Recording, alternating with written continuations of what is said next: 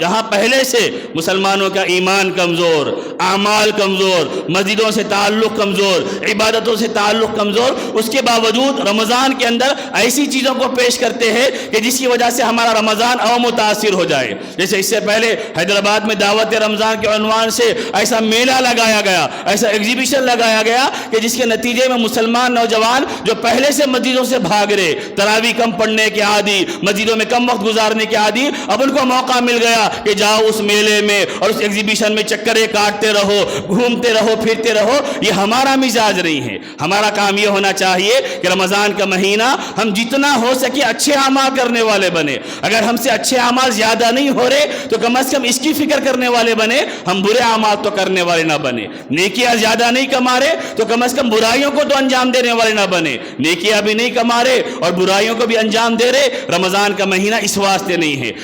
والصلاة والسلام على سيد الأنبياء والمرسلين محمد وآله وأصحابه أجمعين ومن تبعهم بإحسان إلى يوم الدين، أما بعد۔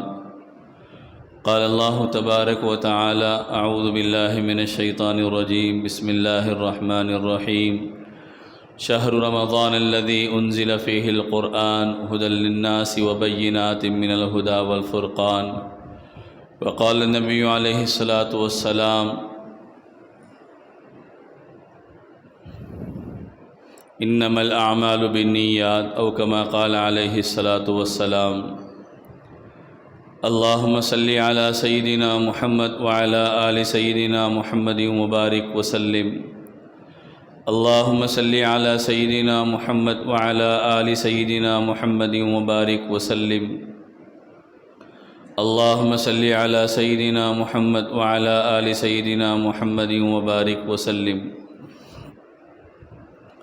عزیزان محترم، معزز بزرگوں، قابل احترام بھائیوں،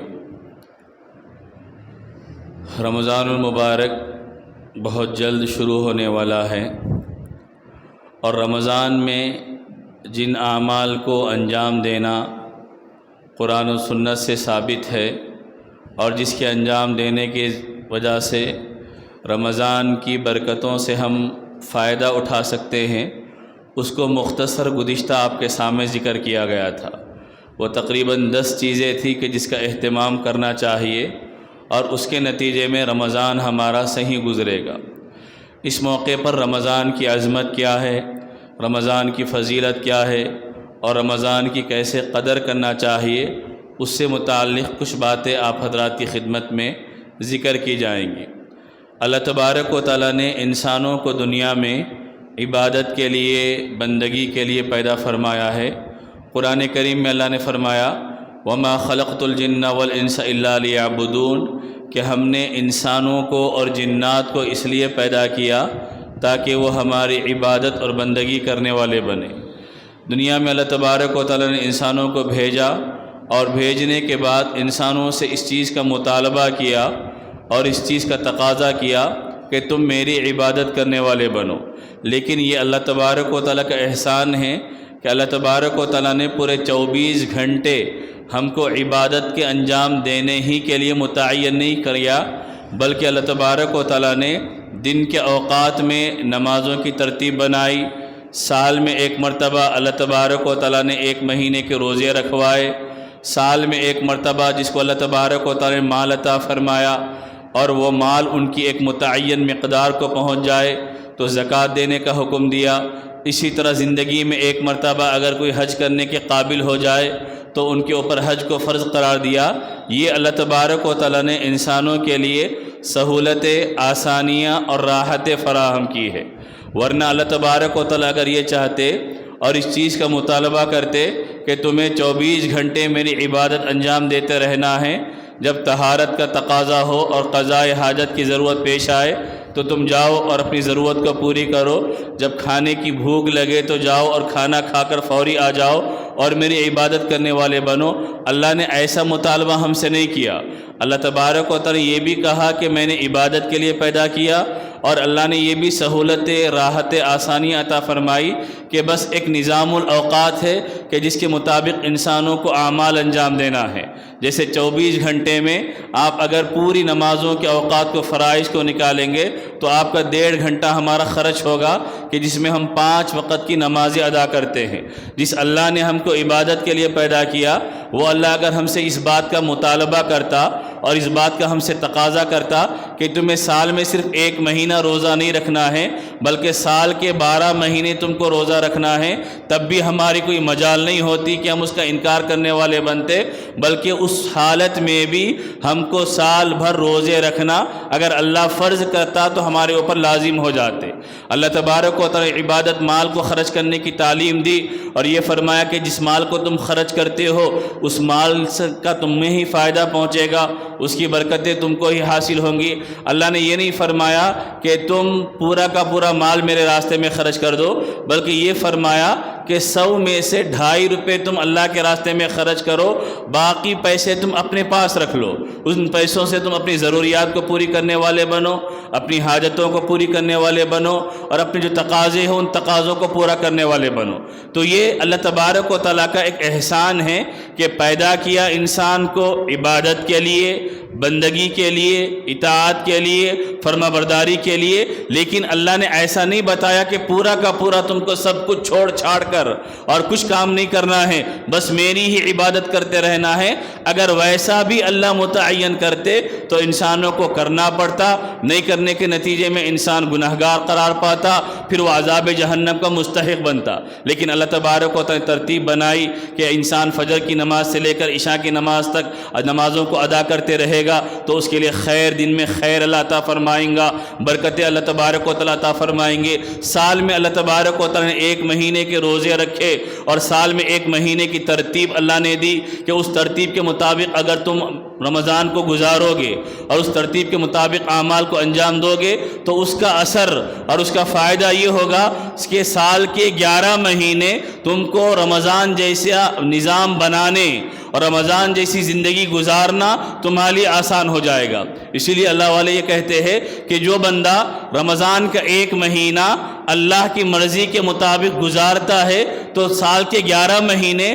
پھر اللہ کی مرضی کے مطابق گزارنا اس کے لیے آسان ہو جاتا ہے۔ اس وجہ سے کہ رمضان اللہ نے رکھا ہے انسانوں کی تربیت کے لیے، انسانوں کی اصلاح کے لیے۔ انسان جو عبادت کرنے کا مکلف تھا وہ دنیا کے کاروبار میں، دنیا کی بھاگ دوڑ میں، اپنی زندگی کی مصروفیات اور مشغولیات میں جیسا تعلق اللہ سے ہونا چاہیے تھا اس تعلق میں کمی آتی ہے، تو اللہ نے 1 مہینے کی پوری ترتیب رکھی کہ 1 مہینہ تم میری مرضی کے مطابق گزار لو تو تمہاری زندگی میں جو بدعملی کا گرد و غبار چھایا ہوا ہوگا اللہ تبارک و تعالیٰ اس 1 مہینے کے نظام کے نتیجے میں ہماری زندگی کے بدعملی کے گرد کو اور دھول کو اور غبار کو اللہ تبارک و تعالیٰ صاف کر دیں گے، پھر سے انسان صحیح معنی میں زندگی اللہ کی اطاعت والی گزارنے کے قابل بن جائے گا۔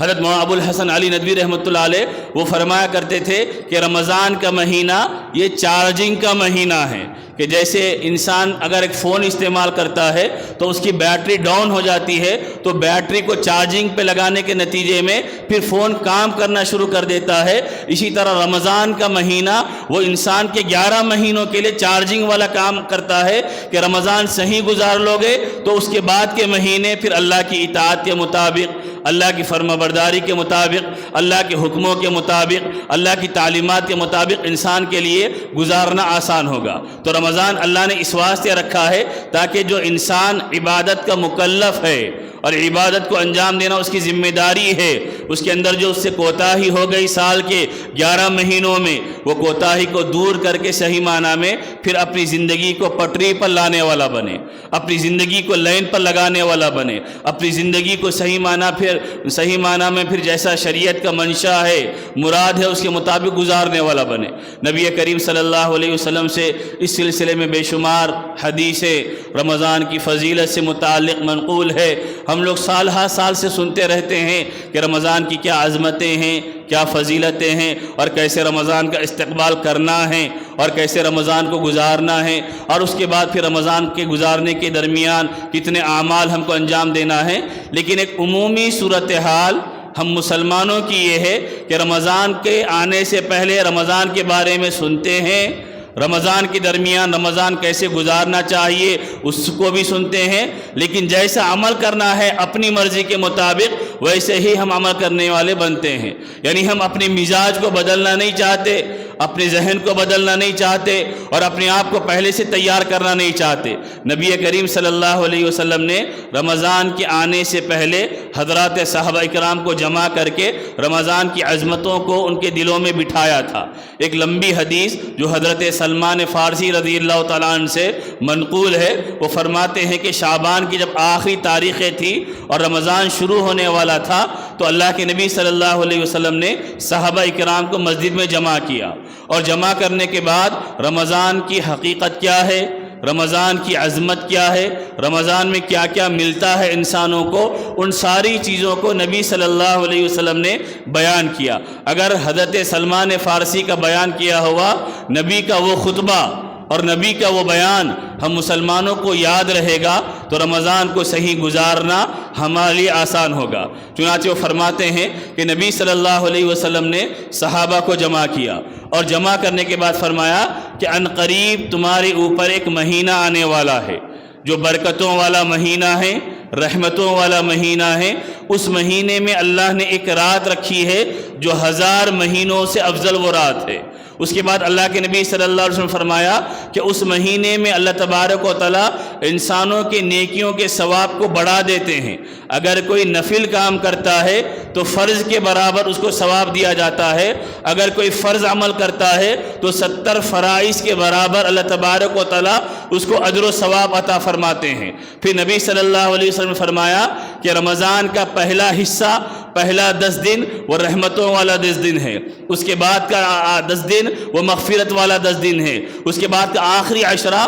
وہ جہنم سے آزادی والا عشرہ ہے۔ پھر نبی صلی اللہ علیہ وسلم نے فرمایا کہ رمضان صبر کا مہینہ ہے، اور صبر کا بدلہ اللہ تبارک و تعالیٰ جنت کی شکل میں عطا فرمائیں گا۔ رمضان ہمدردی، غمخواری کا مہینہ ہے، اور جو اس مہینے میں اپنے غلام، اپنے خادم، اپنے نوکر کے کام کو ہلکا کر دے گا اور ان کے بوجھ کو ہلکا کر دے گا، اللہ تبارک و تعالیٰ اس کو جہنم سے آزاد کر دیں گے۔ اس کے بعد نبی صلی اللہ علیہ وسلم نے فرمایا کہ رمضان کے مہینے میں اللہ تبارک و تعالیٰ انسانوں کے رزق میں اضافہ فرما دیتے ہیں۔ رمضان کے مہینے میں اللہ تبارک و تعالیٰ انسانوں کے رزق میں اضافہ فرما دیتے ہیں۔ چنانچہ رمضان میں اگر کوئی کسی روزے دار کو افطار کرائے گا تو روزے رکھنے والے کو جو ثواب ملتا ہے، روزہ افطار کرانے والے کو بھی وہی ثواب ملے گا۔ حضرات صحابہ اکرام نے نبی صلی اللہ علیہ وسلم سے عرض کیا کہ اے اللہ کے نبی، ہر ایک کے پاس تو اتنی استطاعت نہیں ہو سکتی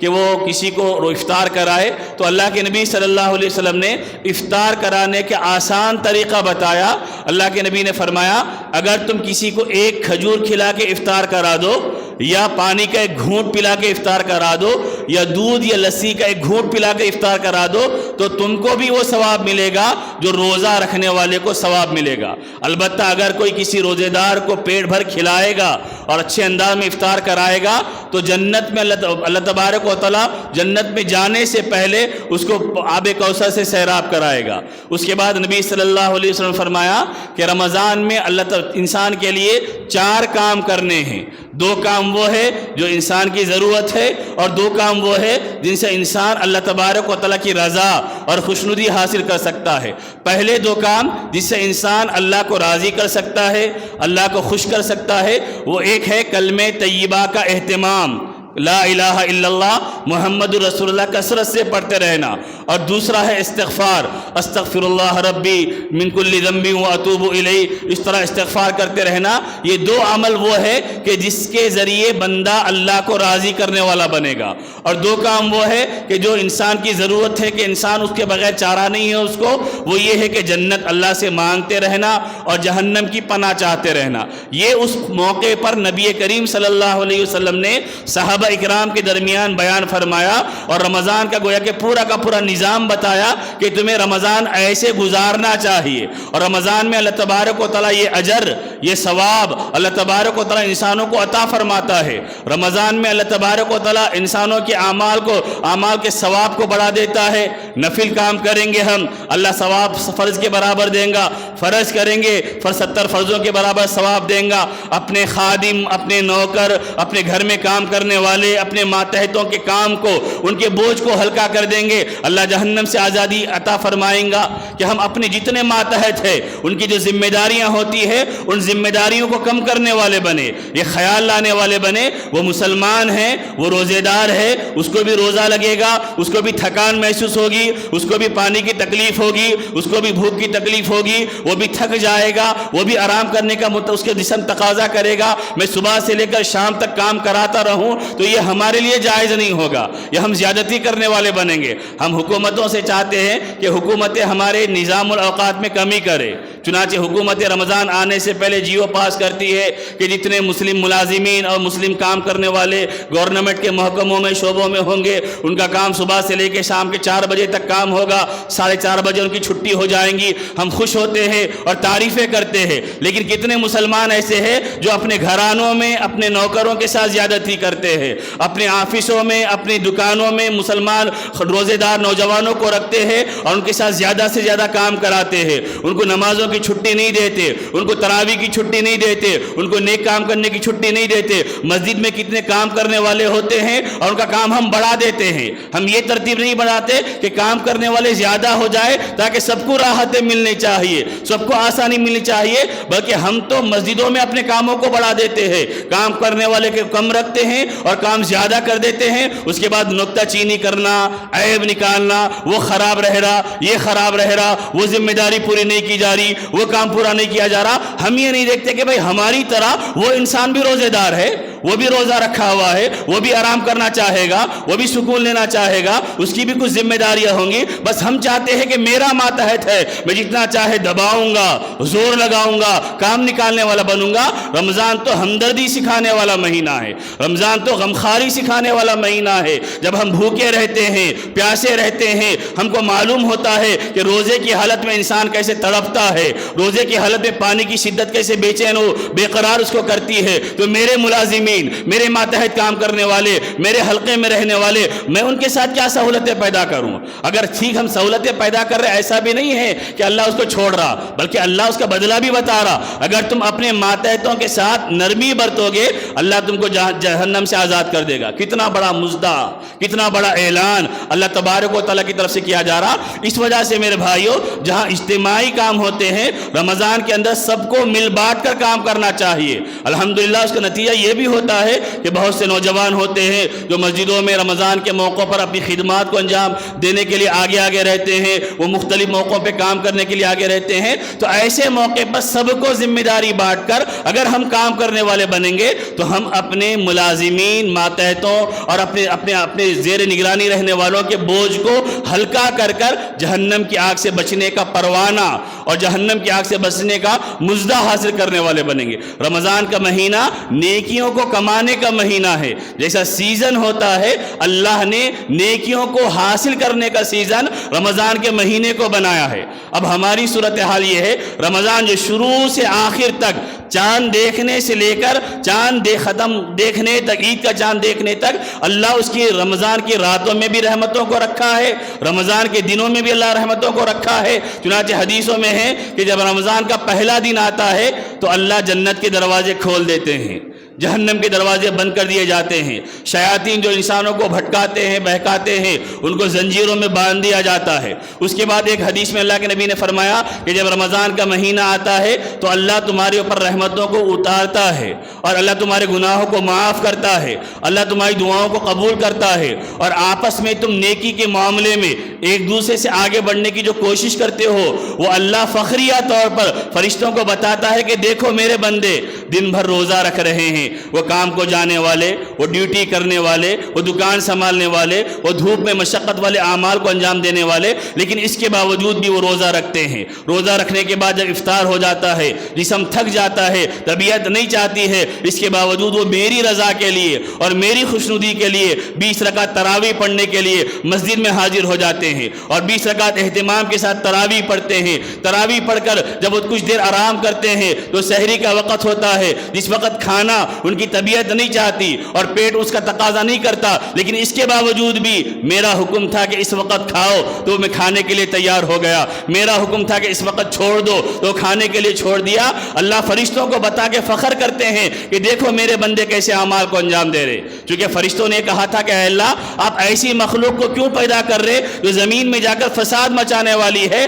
اللہ بتائے گا کہ دیکھو جس مخلوق کو تم زمین میں جا کر فساد مچانے والی سمجھا کرتے تھے، وہ مخلوق تو ایسی ہے کہ رمضان میں اپنی ساری خواہشات کو قربان کر کے صرف میری تمناؤں کو پوری کر رہی ہے، جیسا میں چاہتا ہوں ویسا اپنے اعمال کو انجام دینے والی بن رہی ہے۔ اس لیے اللہ والے فرماتے ہیں کہ سال کے 11 مہینے اگر ہم اپنی مرضی کے مطابق گزارے تھے تو رمضان کا ایک مہینہ اللہ کی مرضی کے مطابق گزارنے والے بنے۔ ہم اس بات کی کوشش کریں کہ جو شریعت چاہتی ہے، جو محمد رسول اللہ صلی اللہ علیہ وسلم نے بتایا ہے، اس کے مطابق میں کام کر لوں، اور کوئی بڑا کام بھی نہیں ہے، بس سیدھے سادے چھوٹے چھوٹے اعمال۔ اللہ کے نبی صلی اللہ علیہ وسلم نے بتائے کہ روزہ رکھو تو روزے کو کیسے کارآمد بنانا ہے، روزے کو کیسے فائدہ مند بنانا ہے، روزے کی برکتیں کیسے حاصل کرنا ہے، روزے کے فوائد کیسے حاصل کرنا ہے، اس کے آسان اللہ کے نبی صلی اللہ علیہ وسلم نے طریقے بتائے۔ ان طریقوں کو انسان اختیار کرے گا، ایک مسلمان اپنائے گا تو روزے کے فائدے اس کو ملیں گے۔